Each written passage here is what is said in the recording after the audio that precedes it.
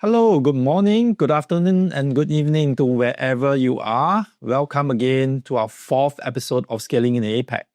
We're very happy to have you join us today.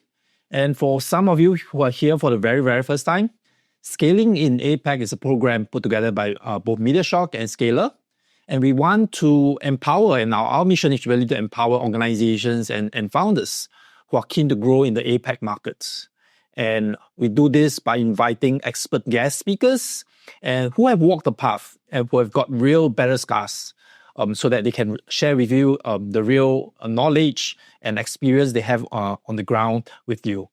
So whether you're starting to explore growing in Southeast Asia or the larger APAC markets, or perhaps you're currently based in the US or Europe and want to expand to this part of the growing economy, we want to share with you the experience from others who have actually scaled, exited. So together, we can bring your innovative ideas and succeed in this very diverse market of APAC. Right. So I'm actually very happy and excited to have an influential partner in Colin to put together this series. So maybe I'll invite Colin to do his shameless plug, introduce yourself and Scaler to those people who might not already know you. Fantastic. So apparently I'm an influencer now, but I really appreciate that. So my name is Colin Klein. I'm one of the co-founders of Scaler. Yes, I know that I need a larger t-shirt, but hey, you get to see the logo, so that's all that matters. And what we are is we're a consulting firm specializing in helping technology companies to scale. As you could probably guess, the domain name of Scaler with one R wasn't available. That's how we got the spelling. But outside of that not being available, what we do is we focus on three key pillars to grow technology companies. We do recruitment, we help companies in doing go-to-market, and we also build advisory boards. So we kind of combine them holistically, have the right team, implement the right strategy, overlay with the right people to grow. We're currently in 8 markets internationally, so it helps that we actually practice what we preach. It's the reason I'm bald as well and constantly look stressed, but it's a lot of fun. And I'm very much looking forward to having a content strategy that we can roll out for companies looking to break into the region, as video content is a very important part of scaling in Asia Pacific, which is why we're also partnered with MediaShock. So then as a shameless plug back to the Southeast Asian influencer, Ming Son, tell us about your business. Right. So I'm one of the co-founders of MediaShock as well. So we are a content marketing agency. So what we really do is to help companies, especially in the tech space, communicate your very complex ideas, right? That perhaps is not easy for a large mass of people to understand, not so easy for your VCs and people to fund you, right? So we help with your messaging and we help make it available in the masses. So together, our job and our role is to help you achieve impact by helping your technology get understood by a larger group of people. So we do this across multiple languages, multiple cultures. So when you decided to scale in APAC, let your content propagate the market, right? And then it makes it easier to acquire channel partners, makes it acquire end customers, right? So with this Scaling in APAC series is our way of returning and contributing back to the people that we help. So we have invited very esteemed speakers in the last couple of episodes, right? And we want, anytime you know of someone else who might be very suitable to help us in sharing this knowledge with the rest of you, we'd like you to share with us their emails and we'll reach back out to them. So today, in episode 4, we want to share with you this thing about leveraging communities for growth. And how do you leverage communities when you enter a new market? Right. So I have one interesting question for Colin. Colin, you're just into the Singapore market for a couple of years, right? But how did you cut the queue, right? And got the privilege to defy the odds when you entered a new market and several new markets that you entered the last couple of months that I know. Right. So I'm quite sure it has something to do with some community elements. Can you share with us a little bit? So actually, I haven't even been in Singapore for a couple of years. It hasn't even actually been 1 year. It's been 11 months. But to be honest, I had a very deliberate strategy when we expanded here. And I didn't invent this strategy. I modeled this strategy on some of the most successful technology companies that we've worked with. How do you scale? How do you get traction, but get traction on a shoestring budget? If you're entering a new region and you don't have the support around you, You can't readily go hire the team. You can't deploy, let's just say, lead generation, et cetera, et cetera. What is it that you do? The simplest and most effective way that I found and that I've learned from our clients as well is by leveraging channel partners. And as a form of leveraging channel partners, that means leveraging ecosystems and communities. So my personal story is when I landed here, the two profiles that I suppose that we work with are entrepreneurs, and we also work with the regional leaders of Asia Pacific, the VPs of APAC. So where can I find them? Ming Song and I are both part of the same cult. It's called Entrepreneur Organization, where you will see the abundance of the family offices, the publicly listed companies in Singapore and leading entrepreneurs, as well as in Pavilion, where you find most of the leading VPs of Asia Pacific, of the global MNCs. But beyond that, Singapore and Southeast Asia, it's really interesting because there's almost two Singapores. There's a Singapore of the entire local ecosystem, and then there's the Singapore of the MNCs. Now, I had always been exposed to the Singapore of the MNCs, but I had never really been exposed to the local ecosystem. And that was the day that I met Jaya. So Jaya is the founder of Curate, which he's been able to turn into the biggest tech startup ecosystem in Southeast Asia, as far as I'm aware.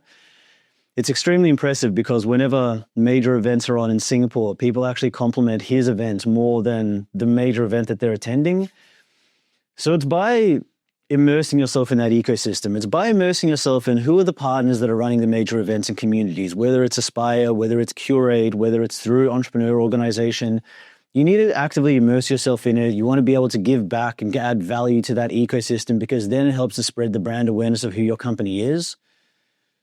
So that's effectively how I was able to do it. And I do get complimented on this, and it does mean quite a lot to me, especially not even having been here for that long, about how we've been able to develop the Scalar name so quickly.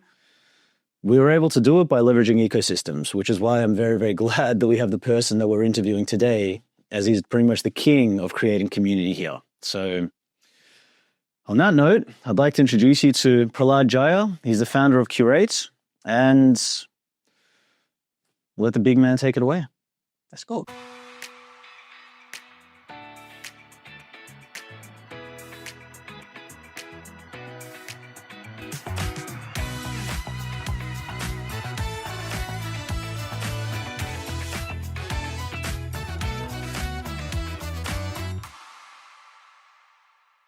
Hey everyone, Jaya here. I'm the founder of Curate. We're a startup community with over 700 members from across Southeast Asia.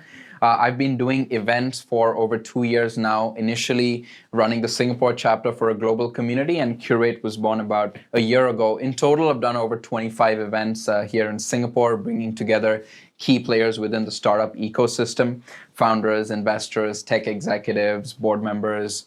The last event that we did was the Southeast Asia Founders and VCs Night in May this year. We had over 200 attendees from markets like Philippines, Indonesia, Thailand, Vietnam, Malaysia, and of course the majority that are based here in Singapore. And we've come a long way from the first events that I did with like 10 or 20 folks to now where we're at. We're probably the most vibrant startup community here in Singapore. Today, what I'm going to be talking about is building a world-class tech ecosystem specific to startups. There are three main elements I want to cover. In fact, you'll find it interesting the way I've ordered it. It's pretty unconventional, especially the last one. So with that said, let's get started. The first is exits, which is actually the end of the startup journey, but I think is the most important because exits, whether that's an IPO, a traditional IPO, whether that's a SPAC, a merger, an acquisition, even secondaries for founders is great because when there's an exit event, a lot of founders are free to go around investing, to start funds, to sit on boards, to basically advise that next generation of entrepreneurs. Because what's most important in that journey is that specific know-how they learn on scaling startups as opposed to industry-specific knowledge. It's about specific to the startup journey, and that can be great for entrepreneurs to avoid a lot of the classic mistakes that a lot of us make early on in the startup journey.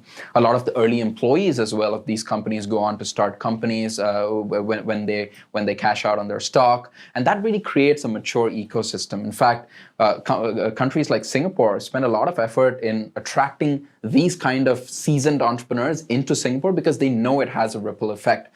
For instance, Chris, who started the Zoogler community. The Zoogler community is a community of over 30,000 members who are ex-Googlers, and a lot of them are established entrepreneurs, are tech executives in some of the major startups and tech companies. They got Chris into Singapore, and now he's not only running Zoogler, but has also started a new company, and he's raised a lot of capital locally from here in Singapore and from regional funds. And it's like first-time founders make a lot of the same mistakes. We overinvest in product, we underinvest in distribution. A lot of the second-time founders think about distribution, GTM, scaling, channel partnerships early on. And having the right people who are seasoned entrepreneurs by your side can make a massive difference in the next generation who are building companies. So I think we're at a very interesting time in Asia right now, where the ecosystem is maturing. We've seen some of the biggest startups like Property Guru, Grab. They've had their IPOs. A lot of M&As in Singapore, Indonesia, Philippines is up and coming, and it's never been a better time to be in this part of the world as these entrepreneurs go on to start funds and help the next generation. The second would be community. I would also group content in it, content and community. Whether it's a larger scale event like a fintech festival, like an Echelon, like a Switch or a Super AI, Token. These larger events are great because as a founder, you're never building a startup, at least in this part of the world, in isolation. In this part of the world, especially Southeast Asia, Asia Pacific, you are building your startups along with larger enterprises through their innovation programs, through their corporate venture arms, or even just having them as customers. You're working with governments often, leveraging grants, leveraging the kind of access they can give you to different markets. Academia for deep tech, right? You'll be collaborating with a lot of universities. And of course, other startups, more seasoned investors, exited founders, advisors, whatnot. So the ecosystem has all these different stakeholders, and larger conferences are a great way for all of these guys to come together, meet each other, drive outcomes for startups. So that's, I really believe in the power of networking, and some of the best outcomes that have happened to me can be traced back to a single interaction, single handshake that happened years ago. In fact, during my first startup back in 2018, when I was building a platform to find movies and TV shows from across multiple different streaming services, it was my first actual startup. I'd built some products before that, but this was the first actual startup. I knew nobody within the ecosystem. I had like 10 LinkedIn connections, which is like my dad and his colleagues probably. And I just showed up every day to this place called Draper Startup House, right? So it's a plug for them because they are around in different countries, and they host startup events throughout the week. And I used to just show up there every day, and within a few months, I knew a lot of established entrepreneurs. And again, they helped me avoid a lot of the classic mistakes that most entrepreneurs make, right? That's the role that I think community and content play within any thriving startup ecosystem. The last aspect is most important because I intentionally put this last. The last is capital. You might think that capital should come first. No, I believe capital is the third. In fact, the first two are the most important ingredients. Capital is only there to amplify the effects of the first two. A lot of founders, especially first-time founders, get obsessed about raising capital. It's seen as a victory already to raise capital. It's not. In fact, the moment you do, the time's ticking. You're expected to have an exit within 7 to 10 years. And a lot of companies may not be venture backable, right? A lot of founders are building great businesses, and you're much better off getting strategic angels on board as opposed to raising venture capital, because there's a very specific kind of business that venture capital is designed for, which is hyper scalable software companies. And unless you're building something like that, it may not even be a fit. But provided that you are raising capital from the right sources also matters. In fact, as I mentioned at the first point, we're seeing a lot of established entrepreneurs right now start their funds, start angel syndicates, and those can be great platforms for you to raise capital from. So capital is the third most interesting element, which will just propel the other two and help founders achieve their outcomes faster. There are so many more elements that we could cover, from attracting the right talent, the capital structures in the legal institutions in every market, the risk-taking culture, partnerships, innovation programs.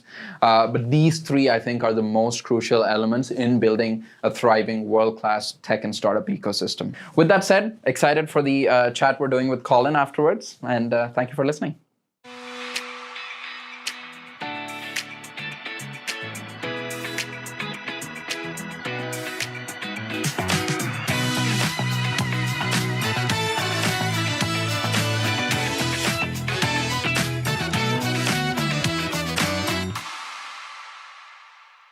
Welcome back, guys. And I am very, very excited to be interviewing the big mamba himself, the big bad, the J-Dog millionaire.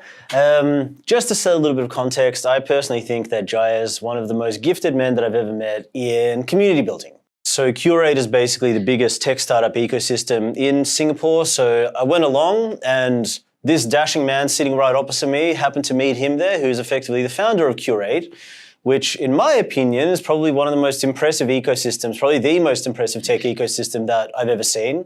Only as impressive as his dashing hairstyle and beard, but Jaya, thank you so much for volunteering to do this. And I guess for those of you who don't know you, they've heard your philosophy, but tell us about yourself and how did Curate come about? Tell us more about that. Sure. Thanks for the great intro, by the way. Yeah, this was long time planning. I'm glad we're doing this finally. Curate, well, it started 2018. My first startup was in the media space. We built a platform to find movies and TV shows from multiple streaming services in one place. Made a lot of classic entrepreneur mistakes, and 2 years later closed shop and found myself in the marketing world. And it's post-COVID that when things were slowly opening up outside of work, I just wanted to get more involved with the ecosystem, just like be in tune with the startup folks. So I started going for events and started a podcast where I talk to entrepreneurs and investors with a focus on Asia and building and scaling SaaS companies from this part of the world. And I got approached to be the Singapore head for a global startup community. Did that for about a year, where we hosted monthly gatherings of largely aspiring and early stage entrepreneurs. It started off with 10, 20 people in a room. And then Curate was born about a year later, and Curate has done about probably 15 events since then. Our last one was in May, where we had 200 folks from across Southeast Asia, founders and investors.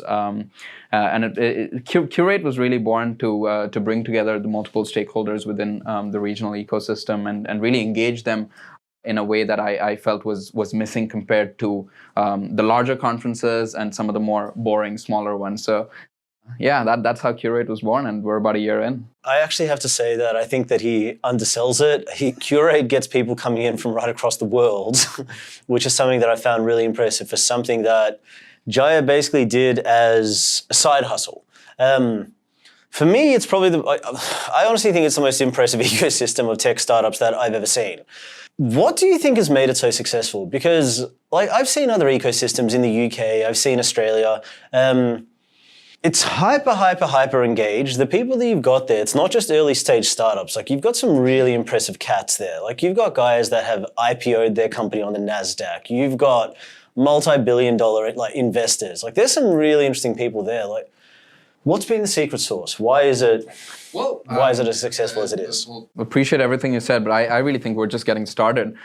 And I would say the secret sauce is fairly simple, which is it's rare enough for people to have a strong face in this part of the world, a person who is the face of the brand, who's hosting a podcast, who's hosting interesting discussions. And largely the reality is still now Curate and my brand are kind of intertwined and it's not separate. I see a lot of entrepreneurs make the mistake of separating their brand, giving it its own identity too early on. Now that might work for a highly technical B2B SaaS product, but for anything community related, if you think your community brand is worth something the day it starts, I don't know what you're smoking, but I've always been the face of what I do, which allows me to present my most authentic self, and people like that because it is rare enough in this part of the world. In the US, we've been having talk shows since 70s, late night talk shows. It's still non-existent here. The podcast ecosystem is picking up slowly, and these sort of community initiatives are just on the rise right now.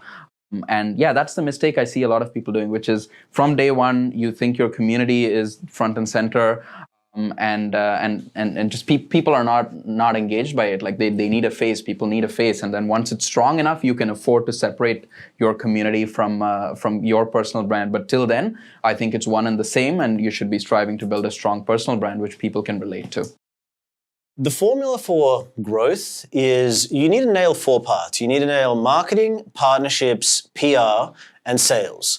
So when you're launching into a new region, You want to hire someone which is called an expansion manager, someone who's got as broad of a skill set across all of them as humanly possible.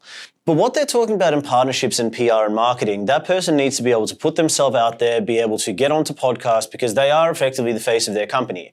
It's something that you just need to do if you're a business that's entering a new region. And to be honest, even if you're a Singaporean startup that's trying to raise capital, the more high profile that their founder is, the more well known that the founder is, the easier it actually is for them to raise capital. And a lot of businesses don't realize this, but the greater the profile of the person becomes, investors use a tool called SimilarWeb to track what sort of traction that person is getting on social media, because it's very, very hard to determine if an early stage startup is going to be successful. So they use metrics like that.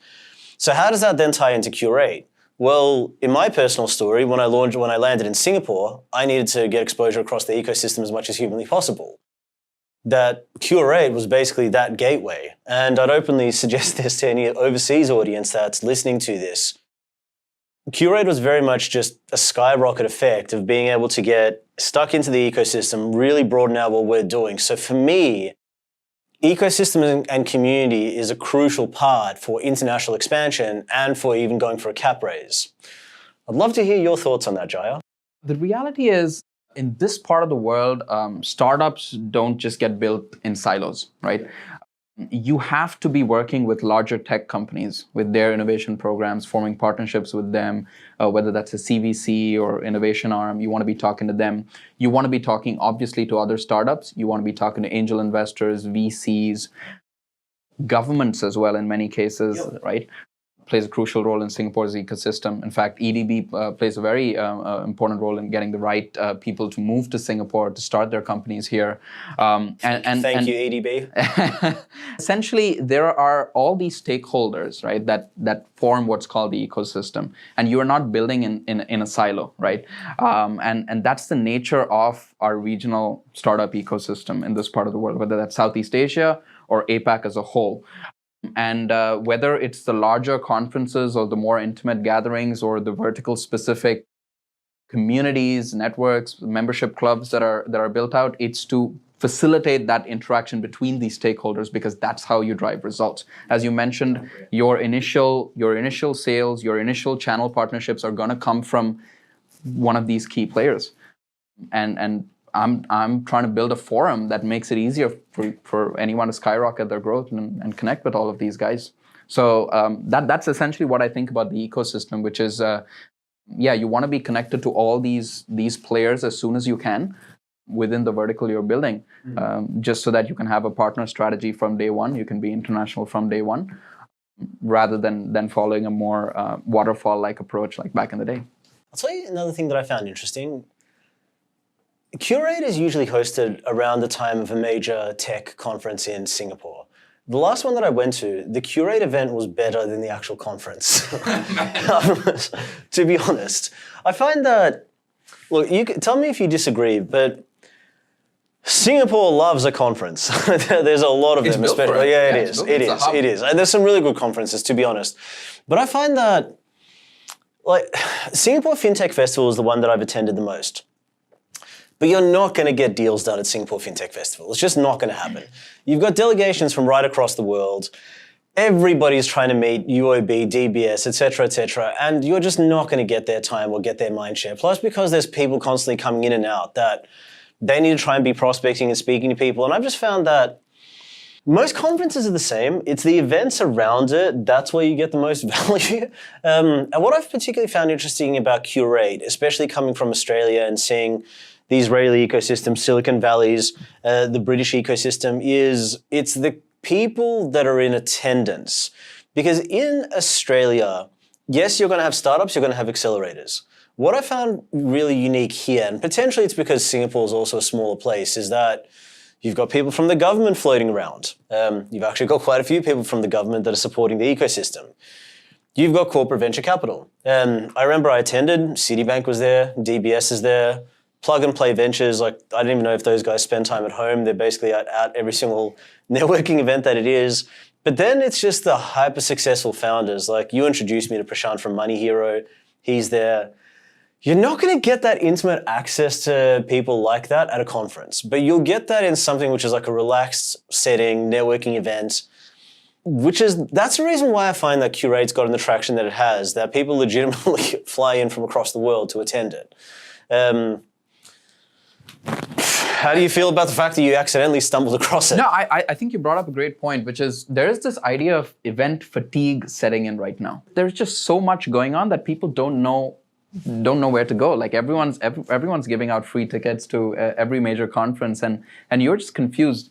So I think the big, really good conferences serve an important purpose, which is getting people into Singapore. Yeah. For example, the Super AI event that just happened, they had like 5,000 attendees, and 80% of them were flying in, not based in Singapore. So that is, I think, the purpose of a larger scale event, to get folks from outside Singapore. Because for companies already established over here, if you're sponsoring events like that, you want to have access to folks from outside, because otherwise it's just not meaningful enough. It's very incremental, number of leads that you're going to drive just by partnering with those events. So I think the larger events are great. The good ones, at least, are great at bringing folks from outside Singapore. And like you rightly mentioned, that sense of that the actual networking actually happens by the side. So you might meet someone great, but you actually strike a deal over coffee below, over beer in the evening, or a side event later. So that's the real value.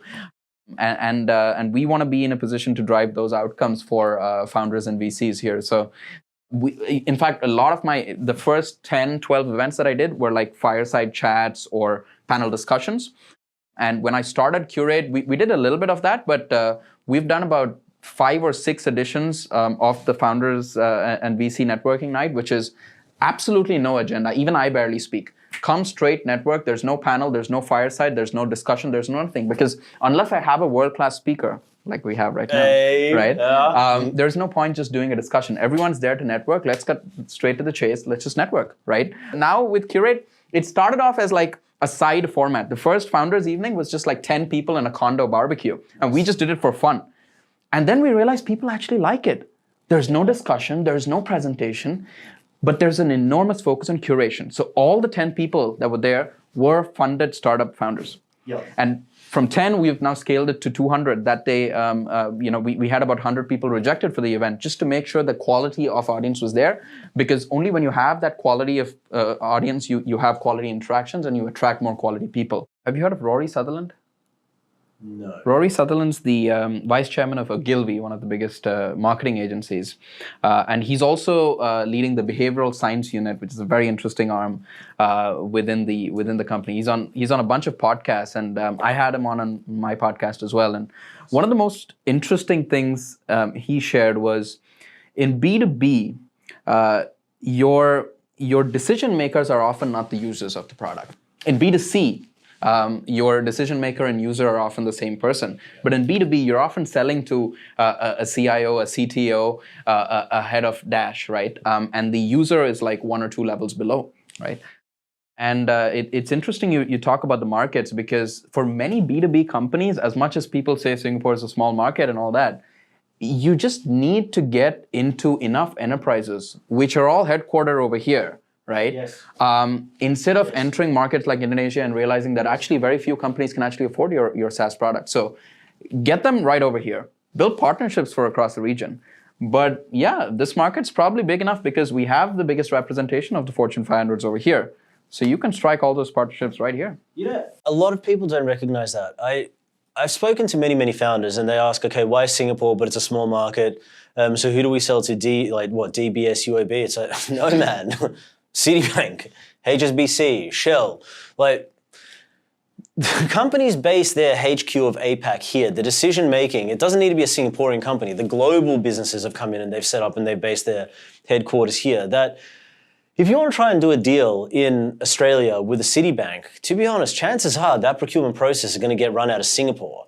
And because it's a relatively small and compact place, it's quite amazing, man. Like, you can be zipping around in a taxi and dealing with some of the most influential and powerful people within business, and it's all centered on this small island. It's fantastic. Like, that's what makes it such a unique place. Like, to me, Singapore, it plays the same role that London does for Europe, that New York does for North America, Sao Paulo for South America, and Dubai does for the MENA region. That is where the power, the influence, the decision-making, it's concentrated in. And I guess to then tie it back to what's a really quick way, if I was to speak to, I guess, my audience, which are the global companies you're trying to expand in, how do you rapidly amplify your messaging with many of those stakeholders? To be honest, sponsor a Curate.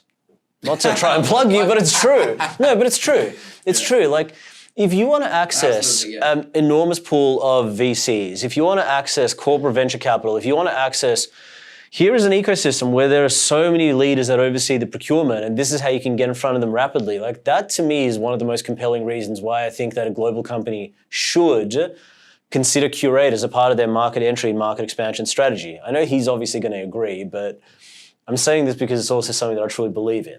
No, absolutely. Especially if you're a startup trying to sell to other startups at the early or mid stages, our platform's perfect because we've got a bunch of startup founders and VCs. Yep. Now, VCs are not just going to invest in your startup, but VCs are going to act as fantastic channel partners for their entire portfolio of companies. Yep. Right? You get a Sequoia to like your Notion alternative that's cheaper, all their portfolio companies going to use it because their VC told them so. Yeah. Right? True. So the startups plus the VCs that will act as channel partners, we can really accelerate their launch into this part of the world. I think it's a... I'll talk to you about something else that I'm really passionate and interested in. The difference in the VCs in Southeast Asia to some of the global VCs. Mm-hmm. So I love how Sequoia runs a flywheel because if they invest into a company, they encourage the rest of their portfolio companies to also adopt that technology. That if you get investment from Sequoia, the valuation is also going to jump because you acquire customers and you acquire partners. A really impressive use case or a story that I learned is Sirona Ventures.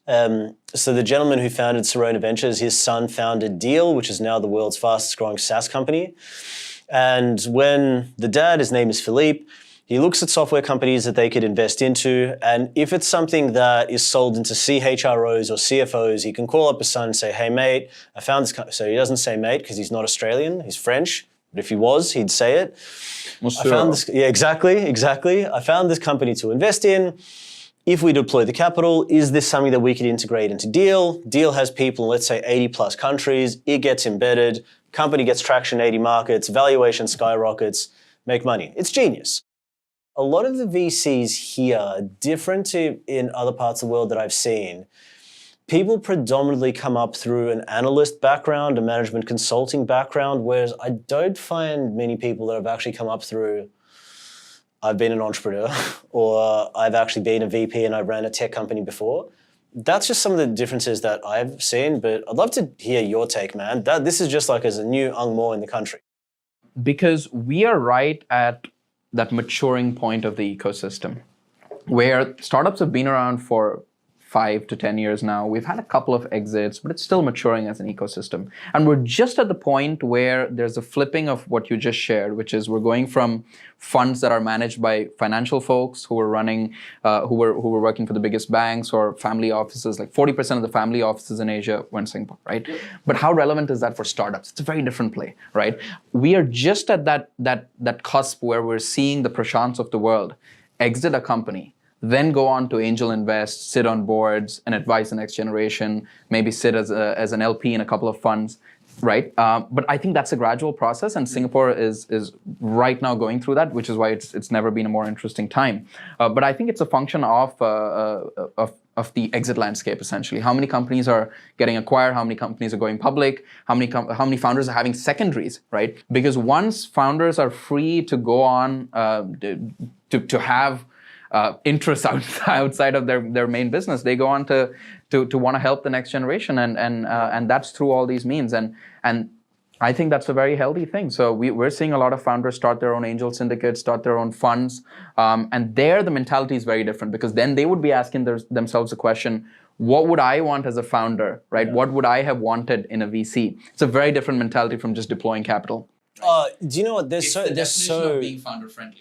Yeah, they're so different in the way that they operate as well. Like if you, an angel investor that was a former founder or an executive within one of those companies, the way that they look at deal flow, it's just so different. Like to even summarize that, like if you're a VC that's come from an analyst background, we're analyzing the financials. Whereas if you're someone that's come from scaling company before, if I give you $2 million at a $5 million valuation, how are you going to intelligently deploy my capital to then turn that into a 20 million valuation?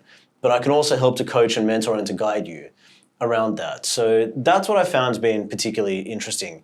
If I could just then take it one step back to one of the cool things that you and I were speaking about, and I'd love to get your advice on this. Now, this is events. Curate is so organic. It's easy for people to communicate and chat at Curate. I think you and I both hold the view that at a lot of these major conferences, the events, the talks are crap. It feels completely inorganic. It's usually a cohort that's kind of been bundled together, that it doesn't really flow. Everyone's kind of trying to promote the individual business. I guess as someone who is widely seen to have created the gold standard in community and events, what is the advice that you could provide for if you're hosting a chat at an event to make it more compelling and for the users to get more out of it? Yeah, and I think with the smaller to mid-sized events, a lot of companies I've seen would start to do events. They do like an event or two and they give up because they had like 20 people at each event and nothing converted because they're all your first degree connections, right? Nothing's going to convert in 2 events, right? If you're serious about events, people need to see your consistency. There are people who have come for Curate events after like seeing 8 or 10 events that I've done, and then they show up. Especially the more established entrepreneurs, because time is the most valuable currency at that level, right?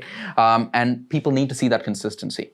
If you're a company just looking to sell to startups or sell to whatever segment you're addressing through events, and you just do an event or 2 and nothing converts, well, yeah, people see through that, right? And people really appreciate consistency, and that's really it. Like, figure out a way to collaborate, do it in a low cost way, or if you're serious about it, put your money behind it, do it seriously. But it has to be an extension of, again, your personal brand and not just the companies, because nobody likes to just be sold to, right? And I think if you do it consistently enough, people see that and they return. So I've seen so many. They literally do 2 events within 6 months. They're nowhere to be seen in Singapore, and that's about it. And when it comes to the boring conversations that you mentioned, I think that's also a skill. Yeah. And selection, I think. Yeah, I mean, like I've been consuming podcasts, going to events since probably 2016, 17, right? And I have enough context as to what I enjoy, what I didn't enjoy, how people were receptive to certain ideas and formats, that when I set out to do something, it was very clear. And still I had a lot to learn, right? If you're just hosting events and you're not attending other people's events, you're not actually getting a sense of what the rest of the ecosystem looks like, it's a very limited space to operate from. It's like, oh yeah, I'm Scalar, I'm going to do an event on growth strategies, and that's about it. No. You want to be like Colin, right? Go around, go to the larger conferences, go to the smaller ones, and then yeah, we're working on some cool things together. Yeah, I think partnerships is also really important. When it comes to events, don't try to do it alone. Collaborate with folks. In fact, I've just started a community of community builders in Singapore. Okay. This doesn't have a long-term vision. It's just for fun. This is even more curated than Curate, right? A community of community builders. So I really believe that community is not a zero-sum game. If I attract 200 people to an event, doesn't mean you can't, and doesn't mean we can't do it together, because the more engagement there is within any market, the more vibrant the whole ecosystem becomes, because when there are more events, everyone goes to more events and we all benefit. I love it. You are the man. Thank you, man. Always a pleasure. Right. I always enjoy hearing from. I always look, I think it's really brilliant. I think you're one of the most brilliant minds that I've come across. We got to do a good 3, 4, 5 hour podcast. We can. Yeah. We can. Yeah. Thank you for the opportunity to hear the great man speak. I hope that everyone got value from this segment.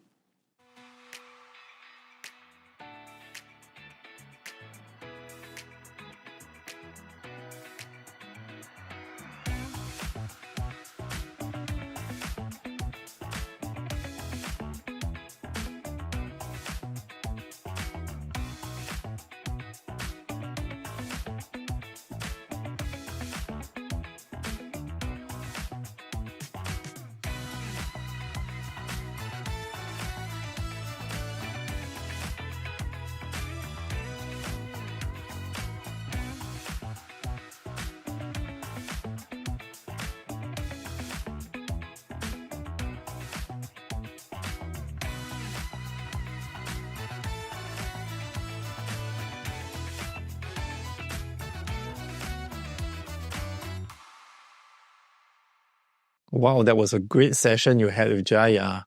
Right, and there were so many things to unpack, and that I've learned through the two of you speaking, as well as Jaya's masterclass that he shared. I think a few things that I took away from it, and that was very memorable, was that just like a very powerful engine, just within a year, 20 to 30 events. That's crazy, right? And that one particular point that he made, that successful exits actually creates and kickstarts the ecosystem, because they create those folks who have exited, have got the funds, and they become mentors, they have the heart, and they go on to help the entire ecosystem. They become VCs on their own, or they become partners in a VC firm to help the next generation. So that's something that's fairly inspiring to know that exits are a very important part of why this ecosystem exists and thrives. And one other point is, don't build a startup in isolation, right? So a big reminder, don't build your startup in isolation. You need to ride on the momentum. You need to ride on the things that the government are pushing for. You need to work very collaboratively with the academia as well as the other large enterprises, right? And one other point is, running events is a long game. So two things I got from here, right? You can get events to eventually work out, but you really need to have the stamina. So before and as being a new startup or new brand into this market, you can and you should run events of your own. But before yours get all traction, work with someone like Jaya, work with someone like Curate.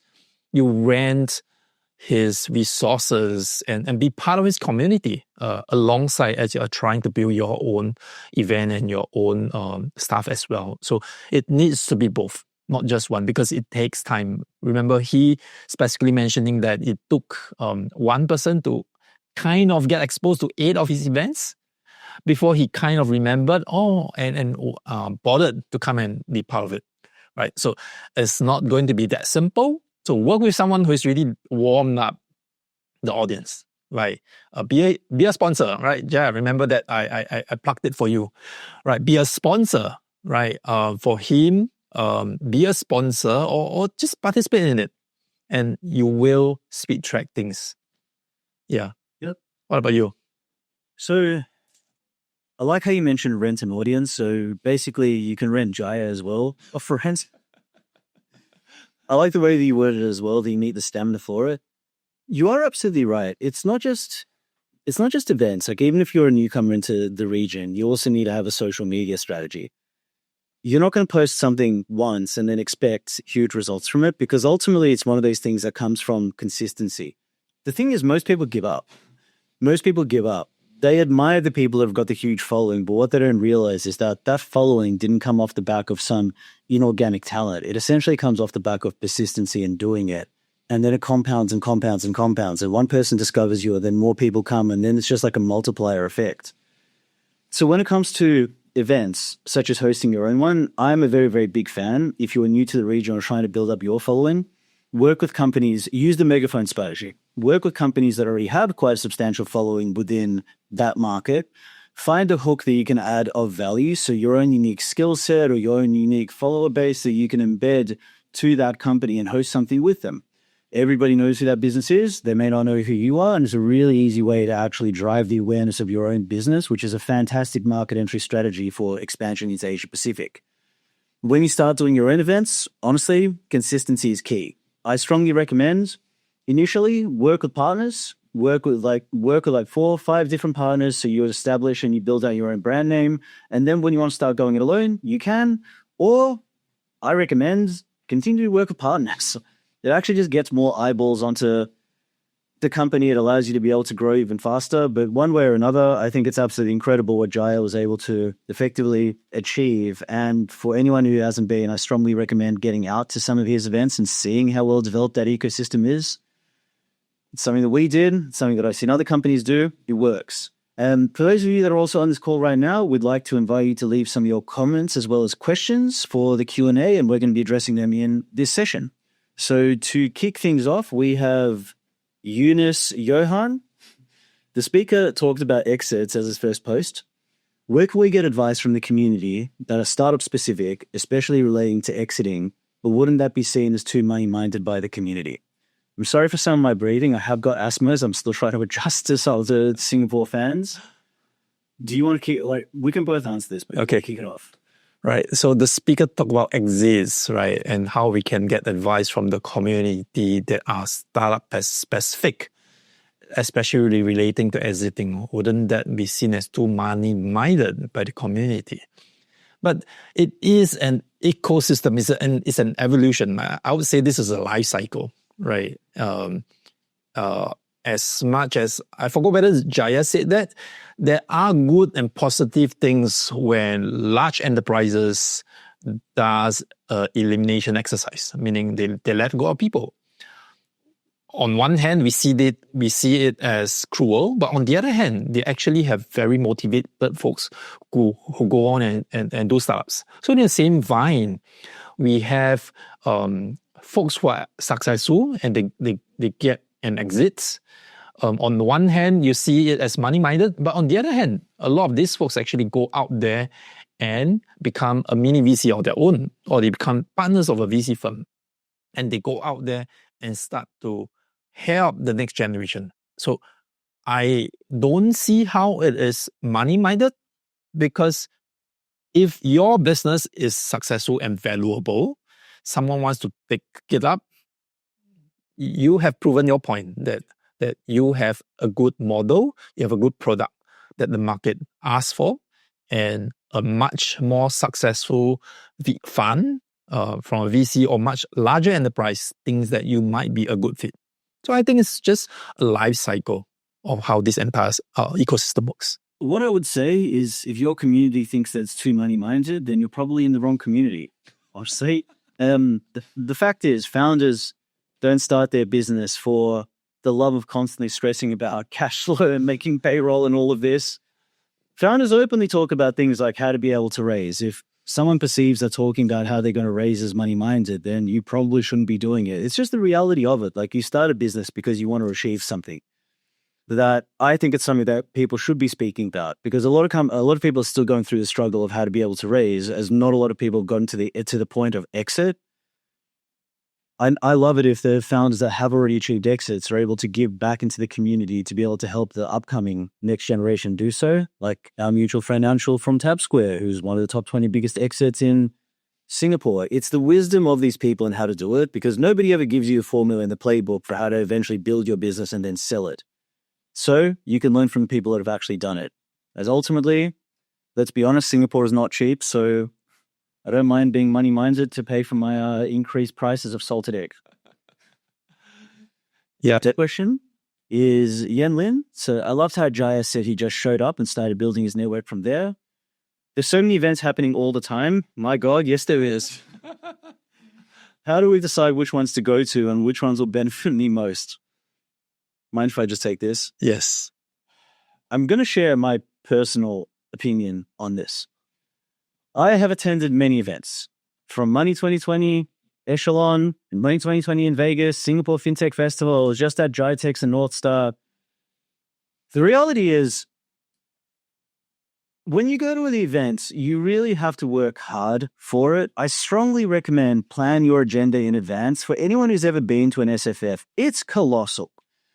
And the people who are attending, it's a lot of the times it's not the actual decision makers from companies. It's more, say, some of the more junior salespeople, more of the junior marketing people. So if you're going to go to events, make sure that you pre-plan it ahead of who you're going to be trying to speak to. But the biggest piece of advice that I'll give is focus on the side events outside the main event. Honestly, it's funny because I've had people, very successful people, come up to me and give me some really interesting words of advice. I had a guy, a Singaporean founder. They went to Las Vegas for Money 2020. I'm like, oh, how did you find it? He's like, oh, I didn't even go in. I'm like, oh, but I thought you said you went to Money 2020. He's like, it's because I'm smart. Like, so what did you do? Basically, we rented the same hotel as where the conference was being held. And we booked a whole bunch of meetings in advance, and we just got them to meet us in our hotel. So we saved spending like 2,000 USD, and we got even more value from it. I'm just like, dude, this guy's a genius. Honestly, I find that most of the value is in the networking events around the side. It's far less of a contrived environment. It's very different if you come up to someone who's exhibiting and trying to get their mind share because they're also trying to sell and you're trying to sell to them. So it doesn't quite work. And I also find like some of the panels at the events don't necessarily flow because it's people like 4 different backgrounds and skill sets that a lot of the time you don't get exactly the information that you're looking for. So I'd say the biggest advice that I have is pre-plan everything ahead of time. Who are the people that you want to meet? Whether it's partners, whether it's customers, whether it's investors. Be bold and just approach people directly. If you can't get through to them, make sure that you add them on LinkedIn and make sure that you message them straight after the event saying, hey, I didn't get a chance to catch up with you at the event because it shows something really personalized. Even ahead of going to the event, message them saying that you're going to be at the event. So you're going to get that traction before time. But absolutely look at what side events are taking place afterwards and use that as the major point for networking. What are your thoughts? I've got 2 points with this, right? So maybe I'm doing it a little bit differently from you. And for me, yeah, there are opportunities to attend a lot of events.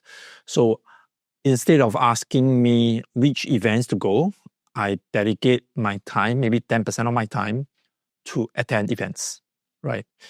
And there will be events that I know what is it about, and I go back on a regular basis.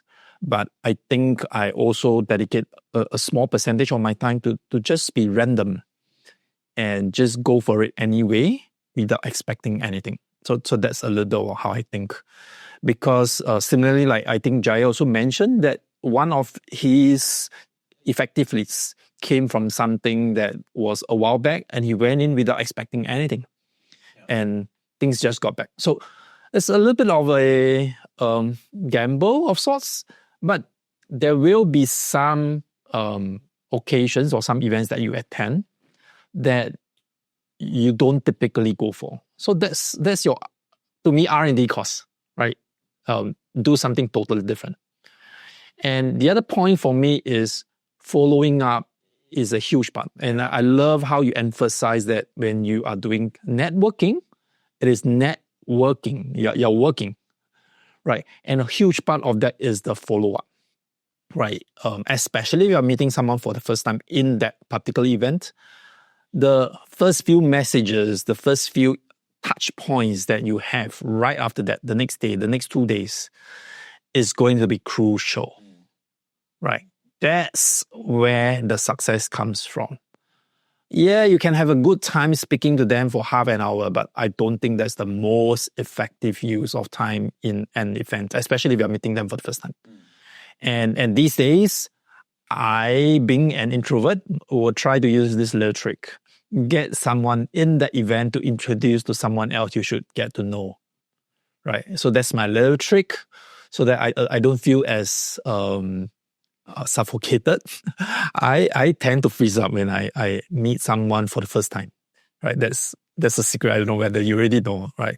So I tend to get someone who knows someone in the room, and that helps me massively, right? So hopefully you got something from this, Yen Lin.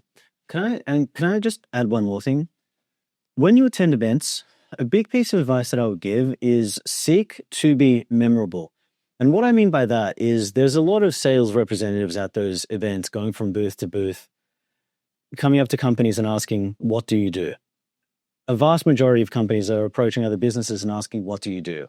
They don't get remembered. What I strongly recommend, and it's worked very well for us, is before you approach a company, take out your phone, read up what the company does, find like a contemporary news article about them, and then come up to them and say, hey, by the way, guys, congratulations on the announcement last week. That's absolutely amazing. How's that going to impact your business? Because the fact is, nobody else is going to do that. And that's going to make you memorable. That person would have met 400 people. And there's very few that they're going to be able to remember, except for you.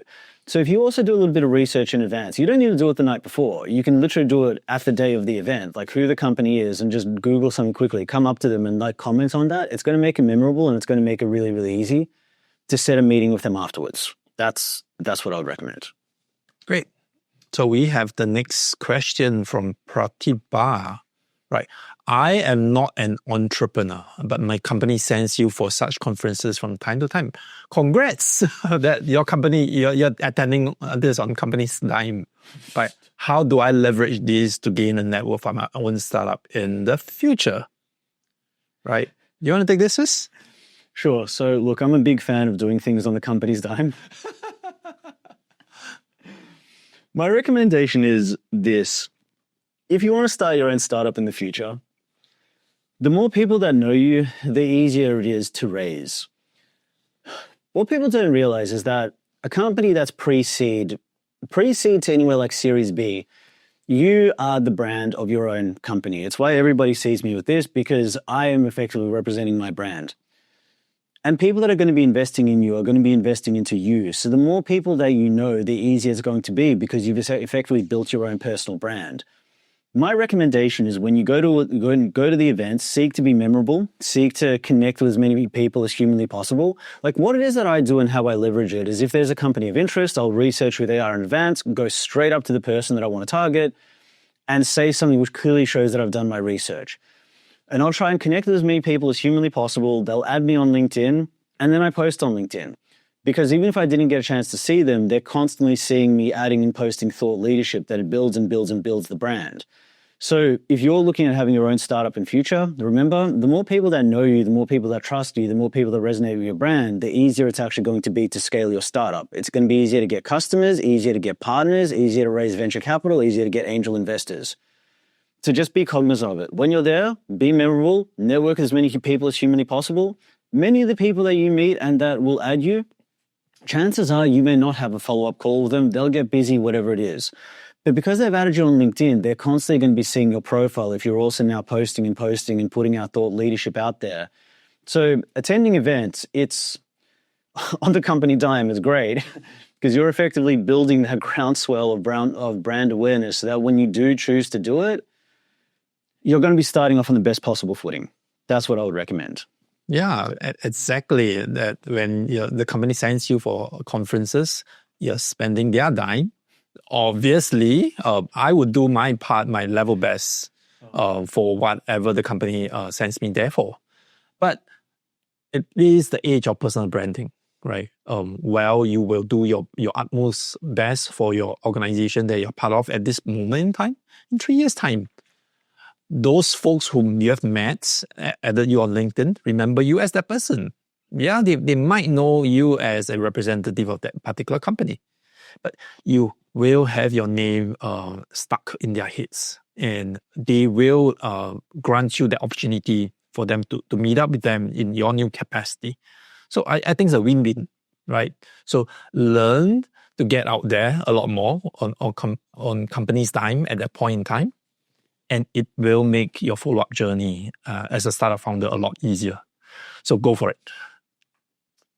I love this question from Dave. As a brand new startup founder, I feel like I have nothing to contribute to any community I join. How do I show value if I want to be part of something bigger? Fantastic question. Dave, I'm not going to swear, but that is all bull sugar. I don't agree with any of that at all. You need to reframe the way that you're thinking of events. If you're thinking of events as an opportunity to sell, you're looking at it in the wrong way. Look at it as an opportunity to add value, and by adding value to the ecosystem, it's going to enable you to be able to sell. It's not true at all that you've got nothing to contribute, because it depends on who you're trying to contribute it to. So for example, with the community that you're a part of, offer to host an event, offer to bring in a speaker, offer to get involved in help like supplying food or supplying entertainment, offer to get involved in helping somehow, because then that starts building your relationship with the upper tiers of that particular community, which gives you more and more and more brand exposure. Offer to be involved in any type of organizational capacity, offer to help to actually promote it. Like if you actually add value, you go out of your way to add value, it's going to skyrocket your own brand awareness. So let me give you some examples of when I've done the same. With Pavilion, Matt and Jeet is a really good friend of mine, but it's an enormous community for one person to manage that I offered to help host some events with him. Now, nobody knew who I was in Singapore at the time, or very few people did, But by offering to help who the person is that actually runs the chapter, by going out of my way, it's a huge help to him, and it's able to give me a whole bunch of brand exposure for my own company. And we've done this with multiple different communities. So whether it's entrepreneur organization, whether it's the Aspire entrepreneur community, whether it's even, I've done this with the Australian government. By offering to help to coordinate various events, by offering to help to bring in interesting speakers, you have to think about it this way. If there's a community and ecosystem which is absolutely perfect for your business, where there's a proliferation of potential customers or potential partners, the easiest way of absolutely exploding your brand awareness in there is by adding value to that community. And value, it can be something as simple as helping to organize, helping to live stream, helping to bring in a speaker. Just look to add value and how can you help the people that are running it? Because when you do that, I can guarantee you the return is 10x without ever needing to try to sell anything. That's what's been my personal experience. And just to add one simple example from what Colin had said, as simple as offer to be the receptionist, offer to be the one who to welcome guests, take off the guest list, and greeting everyone who comes through the door. You will have a name to a face. Yep. And you will get a subsequent opportunity to kind of talk about yourself, get to know about the other persons, and just do that for the first 3 times. Yep. And then you will realize how much you will enjoy it. Yep. Right. So that's as simple as it can get. So if you truly want to be part of a community, offer to help. Yep. And just so many things you can do. Yep. Completely agree. So thank you to everybody for joining our webinar today. On our screen, you're currently going to see a poll come up. Please help us make the next event better by filling it up. And if you're interested in what we've shared today and you'd like to speak to us about it, then please leave your contact and we'll come back to you. Join us in December for another exciting episode of Scaling in APAC. And I'd like to say thank you to everybody. I hope everyone's also enjoying SFF, which is happening this week, and a lot of the side events that are going on. I hope that you can actually apply some of the things that you've learned to be able to immediately gain impact. And most of all, thank you to my friends at MediaShock for doing this with me. All right. Thank you and see you soon. Goodbye, La.